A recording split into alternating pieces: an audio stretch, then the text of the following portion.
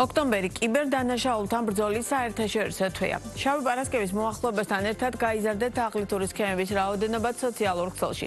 ფიშინგი, ჰაკერული თავდასხმები, ვირუსული პროგრამები, ონლაინ თაღლითობები და ახლა უკვე ეგრეთ წოდებული deepfake, რომელიც ხელოვნური ინტელექტის მიერ დაგენერირებული გამოსახულებებისა და ხმოვან მანიპულაციებს მოიცავს. ეს სწორედ იმ ყველაზე გავრცელებულ კიბერთავდასხმების ჩამონათვალია, რომელსაც ყოველდღიურ ცხოვრებაში ხვდებით. როგორ იცვლება კიბერდანაშაულთა ტექნიკა ხელოვნური ინტელექტის განვითარების პირობებში, როგორ დავიცვათ თავი და რა უნდა იცოდეს მომხმარებელმა სტუმართან საქართველოს საბანკო ასოციაციის კიბერუსაფრთხოების კოორდინატორთან ინგა ქარჩავასთან ერთად ვისაუბრებთ. მოგესალმებით, მადლობა კაცემე სტუმრობისთვის. ძალიან მნიშვნელოვან და პრობლემურ თემაზე უნდა ვისაუბროთ ახლა მე და თქვენ. ხელოვნური ინტელექტის რაც ყოველდღიურად უფრო მეტი ადამიანი ეცნობა, რაც მეტ პროგრამებს ვეცნობით ყველა ჩვენგანი, უფრო მეტი რისკის წინაშე ვდგავართ ამ ნაწილში, რასაც კიბერთაღლითობები ჰქვია. მიუხედავად იმისა, რომ ხელოვნური ინტელექტის პროგრამებს ძალიან დიდი სარგებელი მოაქვს თითოეული ჩვენგანისთვის. რა ტიპის პრობლემებია ამ ნაწილში, რა გამოწვევები, რა თაღლითობები უკვე რას დაფიქსირებულია და მე უკვე ვისაუბროთ იმაზე, მათთან გამკლავება რამდენად შესაძლებელია. მოგესალმებით კიდევ ერთხელ, მივესალმებით თქვენ მაყურებელს საქართველოს საბანკო ასოციაციის სახელით. მადლობა რომ ამ საკითხით ინტერესდებით. თქვენ როგორც აღნიშნეთ, იზრდება თვითონ ხელოვნური ინტელექტის და გენერაციული ხელოვნური ინტელექტის გამოყენების სიხშირე. ალბათ თითქმის ყოველდღიურად ვიყენებთ უკვე ამ პროფესიულ ან პირად საქმიანობაში. ანუ ფაქტობრივად ჩვენი ყოველდღიური საქმიანობის ნაწილი გახდა, ვთქვათ, მინიშნებებისთვის თუ ტექსტებისთვის და ასე შემდეგ. თქვენ როგორც აღნიშნეთ, ხელოვნური ინტელექტის შესაძლებლობა და გენერაციული ხელოვნური ინტელექტის შესაძლებლობა, ეს ვთქვათ, ბევრი კარგი საქმისთვის შეგვიძლია გამოვიყენოთ. მაგრამ ვინაიდან ეს ხელმისაწვდომი არის ყველასთვის, ხო? ეს არის ღიად მისაწვდომი, ეს ტექნოლოგია, როგორც კარგი მიზნებისთვის, მაგალითად, პროცესების ოპტიმიზაციისთვის, თუათ გარკვეული რუტინული სამუშაოს ავტომატიზაციისთვის და ასე შემდეგ. ამის გარდა ეს ტექნოლოგია მისაწვდომია აგრეთვე თაღლითებისთვის. ეხლა რა შემთხვევაში იყენებენ თაღლითები ამას? ფიშინგი უკვე არ ახალია და მაყურებლისთვის ცნობილიც არის. ფიშინგ შეტყობინებები თუ ადრე ძირითადად ელფოსტით მოდიოდა, დღეს უკვე SMS-ის სახით არის და საკმაოდ რთული ხდება ამის გარჩევა, იმიტომ რომ ხელოვნური ინტელექტის აპლიკაციის შესაძლებლობის გამოყენებით უკვე კიბერთაღლითს შეუძლია მიზან მიმართულად ძალიან ესე იგი ზუსტი კონტექსტის გათვალისწინებით, იმ რეალობის გათვალისწინებით, იმ კომპანიების თუ ონლაინ მაღაზიების გავრცელებული დასახელების მეშვეობით იმდენად მაღალი ხარისხის ფიშინგ შეტყობინება შექმნას, იქნება ეს თქვათ ელფოსტით გააგზავნოს თუ SMS-ით, რომ მომხმარებლისთვის ბევრად რთული ხდება გარჩევა, რომელი არის ლეგიტიმური იგივე ონლაინ მაღაზიისგან ან რომელიმე სხვა კომპანიისგან გამოგზავნილი და რომელი არის თაღლითურად შექმნილი. ამიტომ მომხმარებელმა ყურადღება უნდა მიაქციოს. დღეს უკვე იმდენად კარგად განვითარდა ხელოვნური ინტელექტის შესაძლებლობა, რომ ნებისმიერ ენაზე შეუძლია გამართული შეტყობინების გენერაცია და შექმნა. ამიტომ გაცილებით მეტი ყურადღება მართებს მომხმარებელს, მაყურებელს იმასთან მიმართებაში, თუ ვისგან იღებს SMS, რა წერია SMS-ში და აქ ყურადღება უნდა გავამახვილოთ იმაზე, რომ თუ კი ჩვენთვის უცნობი ან შესაძლებელია ჩვენთვის კარგად ნაცნობი კომპანიის სახელით, ეს შეიძლება იყოს ტელეკომუნიკაციის ოპერატორი, თქვათ ტელეკომ კომპანია, რომელიც ჩვენ კარგად ვიცით. შესაძლებელია იყოს ფარმაცევტული ქსელი, შესაძლებელია იყოს რომელიმე რიტეილ ქსელი, უბნის მაღაზიის სახელი და ასე შემდეგ. ერთი სიტყვით, ეს აუცილებლად იქნება ჩვენთვის კარგად ნაცნობი დასახელების გამოყენების მეშვეობით შექმნილი შეტყობინება. ძირითადად შეტყობინებების სახით მოდის, ძირითადად ეს და აი მაგალითად რა ტიპის შეტყობინება მოდის მომხმარებელთან ძირითადად შინაარსობრივად და მე როგორ ხდება სქემატურად ამის გამოყენება? უკანასკნელი დაახლოებით 1 წელიწადი, ესე ვთქვათ, ბუმი არის ონლაინ შეკვეთების. იქნება ეს ვთქვათ ქვეყნის შიგნით, კი, ქვეყნის შიგნით და ასევე ქვეყნის ფარგლებს გარეთ. ჩინეთის მიმართულება ძალიან გააქტიურდა და თქვენ იცით, რომ ამანათების რაოდენობაც გაიზარდა. შესაბამისად, ამანათების მიწოდებით ელოდებასთან დაკავშირებული შეტყობინებები არის. ნუ ფაქტობრივად თვეში 2-3 მსგავსი ტიპის ფიშინგ შეტყობინება გენერირდება ხოლმე და ძალიან ბევრი მოხმარებელი ამას იღებს. ტექსტი არის მსგავსი, რომ კომპანიის დასახელება, რომელსაც არ აქვს ეს მომხმარებელი ყურადღებას, წერია, რომ თქვენ სახელზე არის ამანათი, ან თქვენ ელოდებით ამანათს და იმისათვის, რომ ამანათის მიღება არ შეფერხდეს, აუცილებელია გადავხვიდეთ კონკრეტულ ბმულზე და შეიყვანოთ გარკვეული მონაცემები. ან დაადასტუროთ, რომ თქვენ მისაღები გაქვთ ეს ამანათი. აი მე რა ხდება? დავუშვათ დავადასტურე, მე რა ხდება? პირველ რიგში მოხმარებელი იმასაც არ უფიქრდება, რომ შეიძლება აქვს ეს ამანათი გამოწერილი თუ არა. არის ისეთი შემთხვევები, როდესაც მოხმარებელს არ აქვს ნივთი გამოწერილი, ამანათს არ ელოდება, მაგრამ იმდენად დამაჯერებელია და ეს სისწრაფე იმდენად მოქმედებს. ზოგადად ფიშინგ შეტყობინებები რატო სრულდება კიბერთაღლითებისთვის წარმატებული შედეგით. იმიტომ რომ ადამიანის ფსიქოემოციურ განწყობაზე მოქმედებს და როდესაც მოუწოდეთ, რომ სწრაფად, ახალია ფასდაკლება არ გამორჩეთ, ამას მიყვება ადამიანი დაუფიქრებლად. ეხლა რა ხდება იმ შემთხვევაში, როდესაც მსგავსი შეტყობინება მიიღო SMS-ით, მოცემული არის ყალბი ვებგვერდის მისამართი, ბმული, სადაც მოუწოდეს გადასვლაზე. მომხმარებელი როდესაც გადადის, ანუ დააჭერს ბმულზე გადასვლას, ამ ბმულს გადაყავს ყალბ ვებგვერდზე და იმ ვებგვერდზე შეყვანილი მონაცემები კიბერთაღლითისთვის არის ხილული. ხშირ შემთხვევაში ითხოვენ ან მობილბანკის მონაცემებს და ჩვენ ამაში გულისხმობთ მობილბანკში შესასვლელ მომხმარებლის დასახელებას, პაროლს და ერთჯერად კოდს. ეხლა წარმოიდგინეთ, მოუწოდა კიბერთაღლითმა გადავიდეს ყალბ ვებგვერდზე, მომხმარებელი მოტყუდა, შეიყვანა ეს მონაცემი და თქვენ პარალელურად წარმოიდგინეთ, რომ მომხმარებელს რომ ყალბ ვებგვერდზე შეყავს მონაცემები, ის ხო ხილულია კიბერთაღლითისთვის და კიბერთაღლითს უკვე ოფიციალურ ვებგვერდზე შეყავს ეს მონაცემები, რომელსაც კარნახობს თვითონ ამ მონაცემების ფლობელი.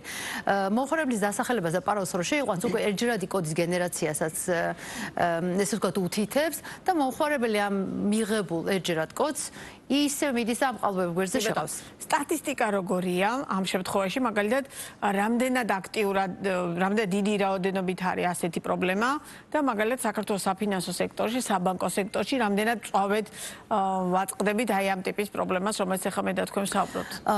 ძალიან მარტივია თითქოს ერთ შეხვედრით, მაგრამ რეალურად საკმაოდ ისეთი მართა ემოციური და ფსიქოლოგიური მდგომარეობაზე გათვლილი, რომელიც შეიძლება რეალურად ყოველი ჩვენგანი დაგვაზარალოს, თუ ძალიან დაკვირებით არ ვნახავთ ამ ეს ორად შეგვიძლია გავყვათ, რადგან ფინანსური სექტორი ვახსენეთ, ის რომ ფინანსურ სექტორს და ფინანსურ დაწესებულებას, ხო, კომერციულ ბანკს ამ შემთხვევაში წლების განმავლობაში იმდენად მძლავრი კიბერთავდაცვითი ესე ვთქვათ არქიტექტურა აქვს შექმნილი, რომ მომხმარებელი ვერ გრძნობს იმ შეტევების რაოდენობას, რაც ხორციელდება ფინანსურ ინსტიტუტზე, სწორედ იმიტომ, რომ ძლიერი კიბერთავდაცვითი შესაძლებლობები არის. მაგრამ მოწყვლადი რჩება მომხმარებლის მხარე. აი ჩვენ მაგალითზე რაც განვიხილეთ, ამ შემთხვევაში თვითონ მოტყუებული მომხმარებელი თავისი ნებით გასცემს ამ ინფორმაციას, რომელიც არავითარ შემთხვევაში არ უნდა გასცეს. და ჩვენ ამაში გულისხმობთ, თქვათ ინტერნეტ ბანკის მონაცემებს და ასევე საბარათე მონაცემებს, ბარათის სრული ნომერი, ვადა და ასე შემდეგ. მიუხედავად იმისა, რომ თითქმის ყველა არ დაგჭირდებათ, იმის მიუხედავად შესაძლოა საერთოდ არ გესმოდეს და არც შეგვიძლია დავალება კოდირების სისტემა საერთოდ არ იცოდება. კი, გენერაციული ხელოვნური ინტელექტი სწორედ ამით ვიცით ერთ-ერთი მისი სიკეთეა. რას ვაკეთებ ჩვენ ამ შემთხვევაში? ძალიან მარტივი რჩევა და ქცევა არის. ჩვენ უნდა ვიყოთ აქტიურად, ჩვენ ვგულისხმობთ მომხმარებელი, ხო, მე თქვენ, რომელიც ვსარგებლოთ ონლაინ სივრცეში, თქვათ, მაღაზიით, პროდუქტით, სერვისები და ასე შემდეგ. თუ ჩვენთვის ნაცნობია და ეს არის პირველი წესი, ჩვენთვის ნაცნობ სივრცეში უნდა ვაწარმოოთ ეს ჩვენი ონლაინ საქმიანობა და რას ნიშნავს? ჩვენ თუ გვისარგებლია კონკრეტული ონლაინ მაღაზია, ჩემი კარგი მაღაზია, ჩვენ ვიცით, რომ კონკრეტულად მე შევდივარ საძიებო სისტემაში, ანუ ბროუზერში, შემყავს ამ მაღაზიის დასახელება, შევდივარ მაღაზიაში, ჩემი მომხმარებლით, პაროლით და ასე შემდეგ. ეს არის ჩემთვის ნაცნობი სივრცე. სხვა მაგალითი რომ მოვიყვანოთ, კომუნალურის გადახდები, იმიტომ რომ ჩვენ გვქონდა თაღლითური შემთხვევები, როდესაც კომუნალური მომსახურების მომწოდებელი კომპანიის დასახელებით იყო ფიშინგ შეტყობინება კონსტრუირებული. ამ შემთხვევაში ჩვენ ხო ვიცით ის არხი, რომლითაც ჩვენ მუდმივად ვახორციელებთ კომუნალური გადახდების გადახდას. ეს არის ჩვენთვის ცნობილი და უსაფრთხო არხი. ამიტომ ჩვენ უნდა ვიმოქმედოთ იმ ჩვენთვის კარგად ნასწორ სივრცეში. ეხლა რა ხდება თუ ეხლა მუდმივად იხსნება ახალი ონლაინ მაღაზიები, ხომ ეს ძალიან დინამიური პროცესი არის, მით უმეტეს ელექტრონული კომერცია, თქვენ იცით რა სისწრაფით იზრდება. რა ხდება იმ შემთხვევაში, თუ თქვათ აღმოვაჩინეთ ახალი მაღაზია, ან სოციალურ ქსელში შეხვდა, ან რეკლამა და ასე შემდეგ. ყოველთვის ჩვენ იგივე საძიებო სისტემაში ამ ახალი მაღაზიის დასახელებით უნდა დავძებნოთ ის და მხოლოდ მის ოფიციალურ ვებგვერდზე გავხსნათ ანგარიში, განვათავსოთ შეკვეთა და ასე შემდეგ. ანუ ერთი სიტყვით აქ ყველაზე მნიშვნელოვანი არის ის, რომ იმპულსურად არ მივყვეთ ჩვენთვის უცნობ თუ ნაცნობი მხარის დასახელებით. კი. და ჩვენი საუბრის ბოლოს ელექტრონული კომერციის ძალიან მასშტაბურად განვითარების მიზეზით და ის რომ ყველა ჩვენგანი ძალიან აქტიურად ვიყენებთ სხვადასხვა უცხოურ პლატფორმებს, ცნობილ ვებ პლატფორმებს, საიდანაც ვიწერთ ამა თუ იმ პროდუქციას. ამ და იქ რეალურად შეიძლება მომხმარებელმა მისდაუნებურად დაამახსოვრებინოს დაუშვათ საბანკო ბარათი და ასე შემდგომ, იმიტომ რომ რეალურად გადახდა ბარათით ხდება, ხო? აი ასეთი რისკები პრაქტიკამ რა ჩვენა ქონია, დაუშვათ რომ დამახსოვრებული ბარათიდან ხდება ავტომატურად რაღაც ამა თუ იმ ნივთის გამოწერა, რომელიც პირობითად მომხმარებელს არ გამოუწერია. კარგი ჩვევარი და ესე ვთქვათ შაბლონური რჩევა იქნება, რომ უცხო ვებგვერდებზე და ბროუზერებში არ დავიმახსოვროთ საბარათე მონაცემები. არ არსებობს 100% დაცული გარემო. როგორი ცნობილი და წარმატებული პლატფორმაც არ უნდა იყოს. თუ კი ინტერნეტთან არის დაკავშირებული ან ფიზიკური სისტემა, ან ვირტუალური სისტემა, ან პროგრამა დაკავშირებული არის ინტერნეტთან, უნდა გვახსოვდეს, რომ კიბერ რისკი არის ამისი თანმხლები. შესაბამისად, არც ერთი ონლაინ მაღაზია აქვს მაგას თქვათ უსაფრთხოების გარკვეული მექანიზმებით არის დაცული. რა თქმა უნდა, ის ჩვენთვის უფრო კარგად დაცული არის, ვიდრე ჩვენთვის უცნობი მაღაზია, მაგრამ კარგი რჩევა არ დავიმახსოვროთ ბარათები, მაგრამ რეალობა ხო სხვაგვარია. მომხმარებელს ხშირად ეზარება ბარათის სრული შეყვანა და ასე შემდეგ. ამ შემთხვევაში გვახსოვდეს, რომ პირველი ჩვენთვის კარგად სანდო და არაერთხელ გამოყენებულ ვებგვერდებზე თუ დავიმახსოვრებთ ბარათს, აუცილებლად იმ ბარათზე მაინც გადაზღვევის მიზნით მცირე ოდენობის თანხა გქონდეს. უცნობ ვებგვერდებზე არ დავიმახსოვროთ ბარათის მონაცემები და ჩვენი დანაზოგი, ხელფასი, თვეების დანაზოგი არ იყოს იმ ანგარიშზე, რომელსაც გვაქვს ბარათი მიბმული და რომელიც ბარათის მონაცემები გვაქვს სხვადასხვა პლატფორმაზე დამახსოვრებული. შეუძლებელია მომხმარებელს ახსოვდეს ყველა ის ონლაინ პლატფორმა თუ ონლაინ მაღაზია, სადაც მონაცემები აქვს დამახსოვრებული. ამიტომ ეს საბაზისო რჩევების გავითვალისწინებთ. კიდევ ერთი ძალიან გავრცელებული პლატფორმა, ანუ მიმართულებები ძალიან ხშირია, როდესაც სოციალური ქსელით თითოეულ ჩვენგანს თავაზობენ სპეციალური ბოტების საშუალებით, მაგალითად ივაჭრე ამა თუ იმ ბირჟაზე, ივაჭრე ამა თუ იმ დავუშვათ ბლოკჩეინები და ასე შემდგომ. აი ეს როგორ გავარჩიოთ, ვინ რა პროგრამაა, რეალური რა არის და რა თქმა უნდა ამ შემთხვევაში უკვე საბანკო მონაცემის შეყვანა დგება საბოლოო ჯამში, იმიტომ რომ სულ მცირე თანხა უნდა განათავსო. აი ამ ტიპის პრობლემებისგან როგორ დავიცვათ თავი, ან როგორ მივხვდეთ, რომ ეს ხელოვნური ინტელექტი შექმნა ეს პროგრამა თუ ეს რეალურად ასია. პირველი წესი არის, რაც უკვე მაგალითად ახლა ძალიან გავრცელებულია WhatsApp AI-ის სისტემა, რომელიც ძალიან ხშირად გვხვდება თითოეულ ჩვენგანს სოციალურ ქსელების საშუალებით შემოთავაზება. კი, ონლაინ ვაჭრობა ვახსენეთ, ტრეიდინგი. ამ შემთხვევაში ძირითადად მაინც ისე ვთქვათ, შუამავალი, მაინც აბროკერო კომპანია არის და აუცილებლად უნდა დავრწმუნდეთ, რომ ეს კომპანია არის ლეგიტიმური, ნამდვილად რეგისტრირებულია, მისი საკონტაქტო მონაცემები ჩვენთვის ხილულია, ჩვენ რო დავძებნოთ დღეს ღია წყაროებით, ინტერნეტში რო დავძებნოთ, აუცილებლად უნდა იყოს მითითებული საკონტაქტო ინფორმაცია, ჩვენ უნდა ვრეკავდეთ, ოფიციალური სახე უნდა გქონდეს და აუცილებლად რეგისტრირებული კომპანია იყოს.